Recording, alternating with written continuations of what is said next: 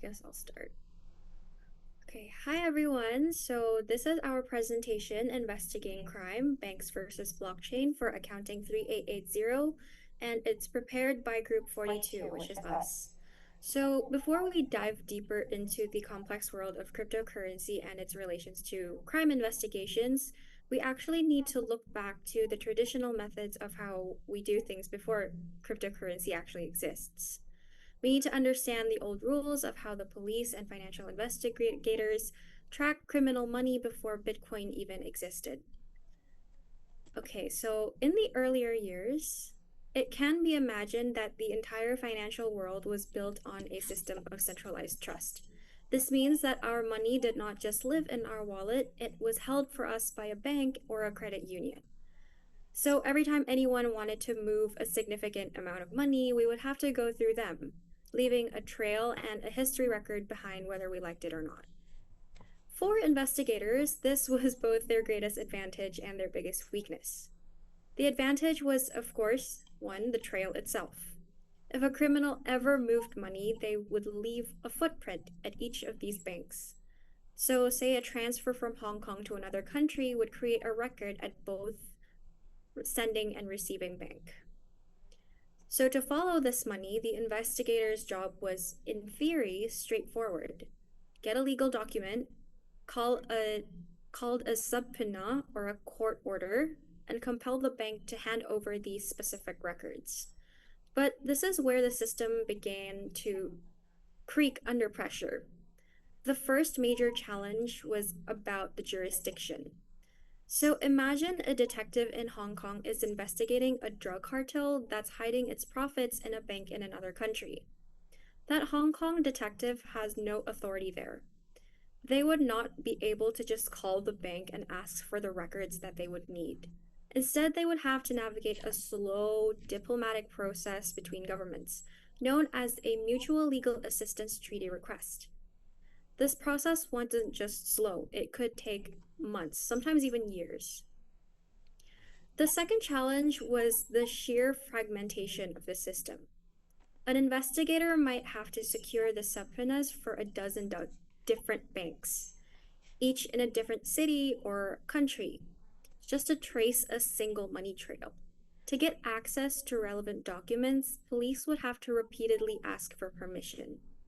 So while this traditional system was structured and could be effective, it was fundamentally slow, bound by geographical borders and reliant on the cooperation of middlemen. It was a system that struggled to keep up with agile global criminal networks. Can you next, please? So why is it actually important to remember these old problems? Well, because they perfectly explain why the next invention was such a revolution. The old system was slow, trapped by borders, and relied on middlemen like banks, and it was severely paper-based. This created, however, a perfect opportunity for a new kind of money, a money that was digital, that could cross any border instantly, and that operated without a central bank controlling it. The new system was instant. It was decentralized, private, and digitalized. It didn't just improve the old way. It challenged everything the police and criminals knew about moving and tracking money. So that's all from my part. I'm going to give it to Yvonne. Okay, thank you, Natalie. So as the cryptocurrencies grow in popularity, they bring immense opportunities, but also significant risk, especially in the realm of crime and security. And one of the biggest risks is pseudonymity. While wallet addresses are public, they aren't directly tied to an individual's identity. And this partial anonymity makes it challenging for the investigators to link transactions to real people.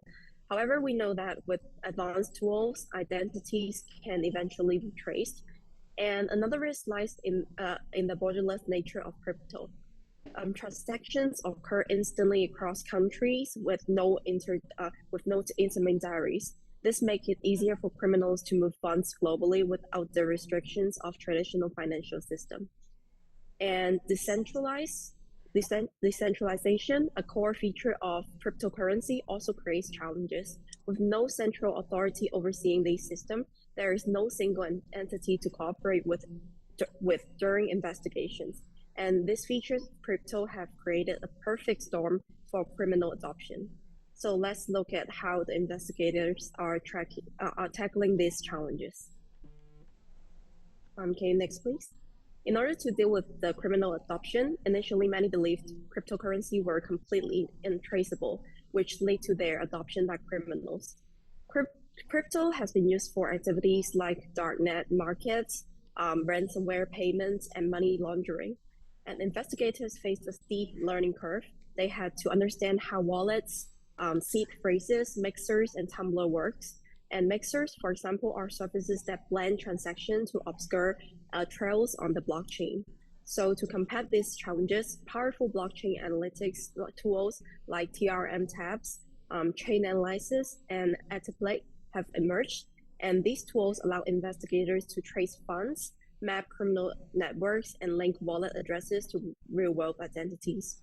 Understanding this challenge is vital because it highlights the evolving nature of crime, and crypto investigations aren't just about catching criminals, they're about safeguarding the transformative technology to ensure it's used for good but not harm.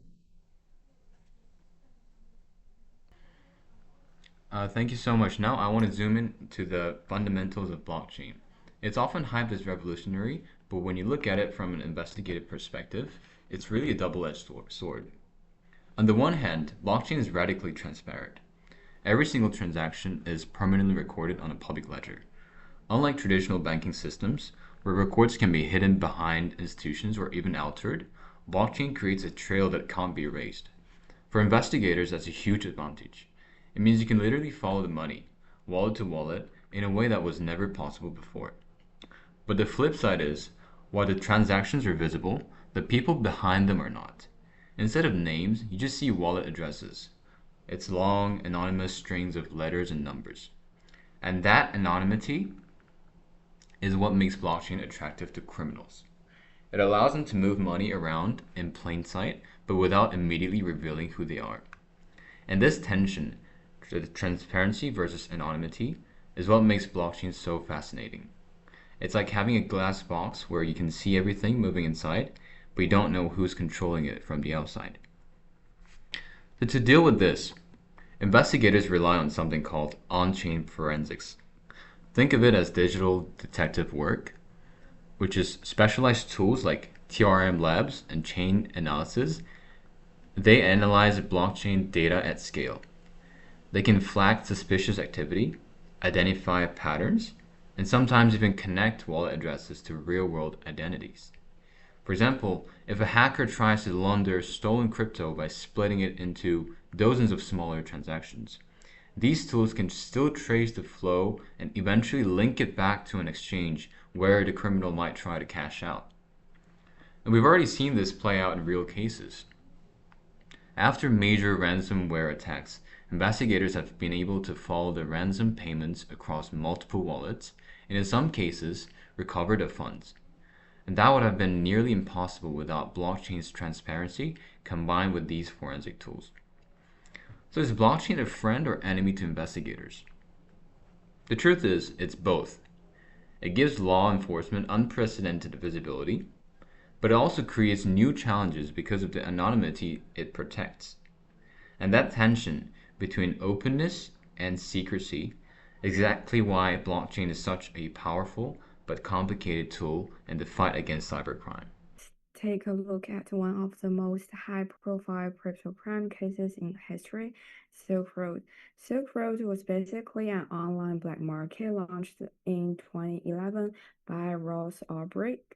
It operates on the dark web and used bitcoins as its main payment method to enable anonymous transactions. On this platform, you could buy anything from illegal drugs and weapons to fake IDs and hacking tools, all with just a few clicks and some Bitcoin. By the time it was shut down in 2030, Silk Road has proceeded over $1.2 billion US dollars in sales with nearly 1 million users. It's widely considered the first large-scale criminal use of cryptocurrency, but here's where it gets really interesting. The FBI was able to track the Bitcoin transaction using blockchain and analysis tools, something many people thought wasn't even possible at that time. This investigation helped prove that Ross Aubrey was the person behind the site and the funds. He was arrested in a public library in San Francisco and later sentenced to 2 life terms plus 4 years. And the case is still making headlines. Just this year, in January 2025, the US government announced it had completed the final liquidation of over 50,000 Bitcoins linked to Silk Road, which worth more than 2 billion US dollars. The proceeds will be used for victims' compensation and public benefit programs. So this case not only showed how crypto can be abused, but also how blockchain's transparency can work in law enforcement's favor. Now let's shift to our focus to a darker but important set of crypto use, human trafficking, and the illegal organ trade. Next page. Thank you. So, according to the UN, human trafficking generates over 150 billion US dollars a year globally, and crypto is increasingly being used to move that money fast across borders and often undetected. We are not just talking about sex trafficking. Crypto has also been linked to forced labor market and illegal medical procedures. So, why are traffickers turning to crypto? Because it's fast, it works globally, and it doesn't require you to use your real name. It also allows them to avoid the security checks that banks normally do. On top of that, they often use special types of cryptocurrencies called preps and coins, which help them hide where the money is going. This makes things really hard for investigators. Victims often don't know that payments were made using their identity, and since many of these transactions happen on decentralized platforms where there's no ID or account verification, it's very difficult to catch the people behind them. So overall, while crypto can be traced in many cases, it also gives criminals more ways to cover their tracks. Thank you, Olivia. So now let's turn to the future. How we can mitigate risk and build a smarter, more secure framework for investigating crypto-related crime. So first, know your customer and anti-money laundering regulations are no longer optional. Exchanges and wallet providers must implement robust onboarding and monitoring systems. Think of it as building digital guardrails, not to stifle innovation, but to protect users and ensure accountability. Regulators like FinCEN and FATF are pushing hard for global compliance, and that ignore this will face heavy penalties or shutdowns. So second, AI-powered tools are becoming investigators' secret weapon. Machine learning can scan millions of transactions in seconds, flagging suspicious patterns, tracing stolen funds across mixers and privacy coins, and even predicting criminal behavior. So tools like Chainalysis and TRM Labs already use AI to map out darknet markets and recover assets, turning blockchain's transparency into an investigative superpower. And third, collaboration is key. No single agency can tackle crypto crime alone. We need a hybrid model, combining traditional forensic techniques with blockchain analytics. Law enforcement, regulators, tech firms, and academia must work together. The Silk Road takedown wasn't just about tech, it was about cross-border teamwork.